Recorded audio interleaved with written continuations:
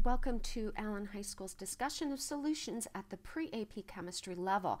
In our first video, we reviewed some of the terminology that we have learned throughout the year, and now we want to look at some of the guidelines that help us determine whether a solution will form. And to do that, we really need to get down to the structural level. So we're going to start our discussion with covalence dissolving in covalence. So let's take a look at this one. The guideline is that like dissolves like. So what we mean by like and unlike is we're talking about their polarity. So this deals with polar dissolving in polar and nonpolar dissolving in nonpolar. For now, it's enough to say that like dissolves like. When you take AP chemistry with me, you study this in a little bit more detail, and we have to explain the why in terms of forces breaking and forces forming. So let's take a look at this one. In order to determine whether it's polar or nonpolar, we really need to draw the Lewis dot structures. I went ahead and did bromide for us. You notice that it's missing the dots here. If you are asked for the Lewis dot structure, you have to include those. For now, I did a little bit more skeleton structure because that's what we need for our polarity. Now, in this case, since it is not symmetric on the central ion or central atom, because of that non-bonded pair of electrons, it makes this a polar molecule.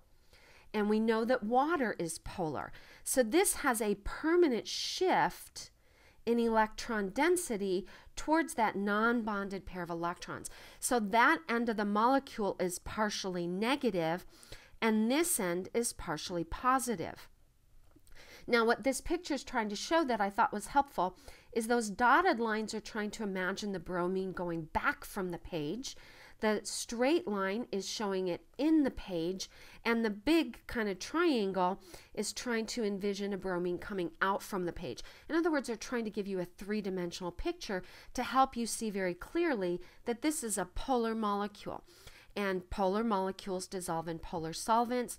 Water is also polar. It's bent, if you remember, and it has those non-bonded pairs that cause the end near the oxygen to be partially negative and the hydrogens to be partially positive. So this would be a yes. So if we were to answer, is this, would these dissolve in one another? This would be yes. If we would predict that phosphorus tribromide would dissolve in water. Okay. So let's take a look at some of the others. As we look, ammonia in methane. Again, in order to do these, you have to do their Lewis dot structures. So I left these blank so I could review these with you. Nitrogen would be our central atom. Each hydrogen brings 3 valence electrons. Nitrogen's in group 15. It brings 5 valence electrons. Your first step is to make your bonds and then satisfy the central. You can satisfy the peripherals first. I like to do the central. We've used up our 8 electrons, but fortunately hydrogen's quite satisfied with just 2. And ammonia is a polar molecule. Now methane is CH4. Remember, meth eats people's brains. Meth is 1 carbon. You really don't have to draw these. Hydrocarbons, CXHY, all hydrocarbons are non-polar. If you drew it, you'd have the carbon in the center with the 4 hydrogens. You have an even pull on the central atom. When you have an even pull of electron density on this central atom, it's a nonpolar molecule. So our answer to whether or not these would form a solution or they would dissolve in other is a big N-O, no. Okay, hydrogen gas, chlorine gas. Remember, these are diatomics. So this is hydrogen. It's a non-polar bond, and hence it's a non-polar molecule. Chlorine is also diatomic, and there are electrons all around those, like this. I'm not going to draw all of them to save time, but you get the idea. It's a nonpolar bond, and since all there is a nonpolar bond, it's a nonpolar molecule. So this is nonpolar, so our answer would be yes. These would mix quite well in one another and make a solution. Water with carbon tetrafluoride. If you drew the full Lewis dot, all of these fluorines would have a full 8 electrons around them. Again, this is trying to envision it in 3 dimensions. It shows you that tetrahedral structure. And there is an even pull in all 4 directions. So this is a nonpolar molecule. And because it is nonpolar and water is polar, it would not dissolve. Okay?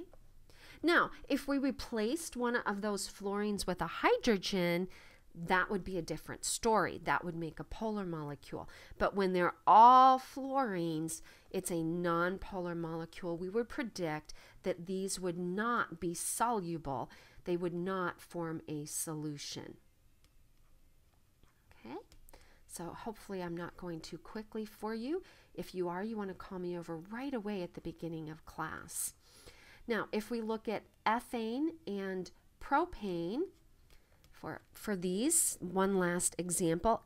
Remember, meth eats people's brains. So ethane is C2H6, so double the carbons plus 2. Prop, meth eats people's, so that's the P, so that's C3H8.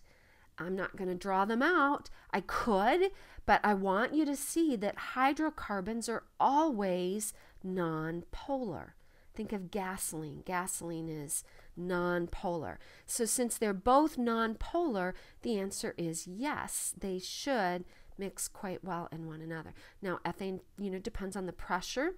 Ethane tends to be a gas. Propane can be a liquid that goes readily into the gas phase. But these would mix with one another. Now, one of the things that really demonstrates whether you understand a concept is whether or not you can draw a picture of that.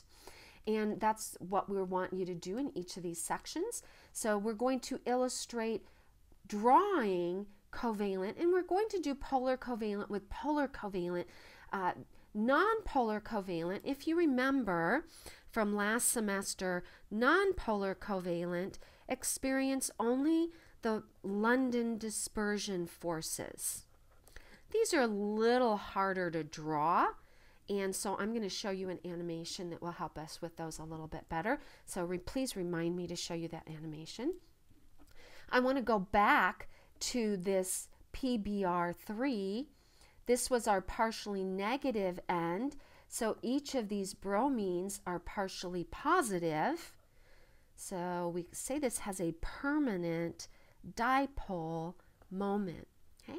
And so when it reacts with water, remember positives are attracted to negatives. So I'm going to put the positive part of water towards the negative component.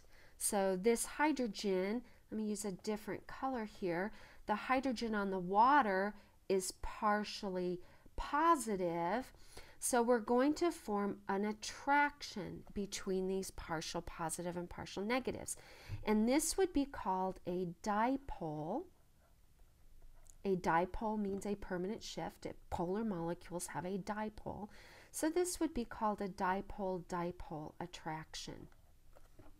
Now, on one of these, we could show the oxygen oriented towards the positive. So oxygen is partially negative. We use a dotted line to represent an intermolecular force. We don't use a straight full line. We use a dotted line to form that intermolecular forces, that force of attraction. And we could have that same thing oriented this way on another of the bromides. So we have that partial positive attracted to that partial negative, It's an intermolecular force, and we would call this, since it's polar, we would call it a dipole-dipole attraction. Okay, so that gives you an idea of the types of covalent attractions. In our next video, we will take a look at ionic with polar. Until then, this is signing off.